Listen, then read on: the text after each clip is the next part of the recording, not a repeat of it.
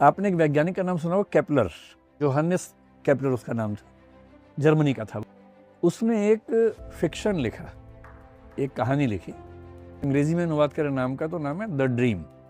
उसमें उसने क्या इमेजिन किया कि एक बच्चा चंद्रमा पर पहुंच गया है और चंद्रमा पर एक पूरी बस्ती है, लोग रहते हैं वहाँ एक महिला रहती है। उस महिला का वर्णन करते हुए उसने सबकॉन्शियसली अपनी माँ जैसा चेहरा बना दिया, जैसे उसकी माँ दिखती थी। कैथरीना नाम था उसकी माँ का।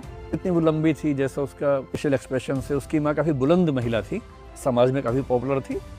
तो वैसा ही हुलिया, वैसा ही व्यक्तित्व उस महिला का बनाया। तो चंद्रमा की बस्ती पर क्या करती थी? जादू का मतलब टोना भी, जादू टोना, ब्लैक मैजिक वो सब करती थी।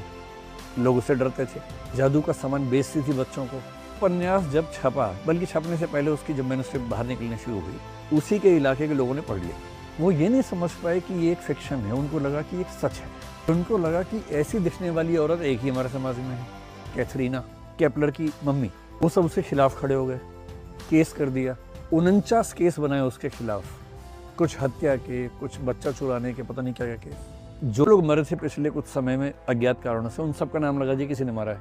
24-25 लोगों ने गवाही दी कोर्ट में कि हाँ हमने देखा था, ये ले जा रही थी उसको। उन गवाहों में केपलर का सगा भाई भी शामिल था, माँ का बेटा भी शामिल था, उसने भी गवाही दी अपनी माँ के खिलाफ। और केपलर ने अपनी जिंदगी के 5-6 साल खर्च किए। उनकी माँ जेल में रही 14 महीने, जेल से छूटी और इतनी ट्रॉमा में थी कि 1 साल में उसकी मौत हो गई। केपलर की जिंदगी का ठीक ठाक हिस्सा ये साबित करने में खर्च हुआ कि उसकी माँ टोना नहीं करती है, जादू नहीं करती है। और ये मेरा एक काल्पनिक उपन्यास था जिसको पढ़ के लोगों ने ऐसा मान लिया। उसने साबित किया कोर्ट में, माँ को छुड़वा लिया और उसके बाद भी माँ उसकी बची नहीं, उसकी माँ चल बसी।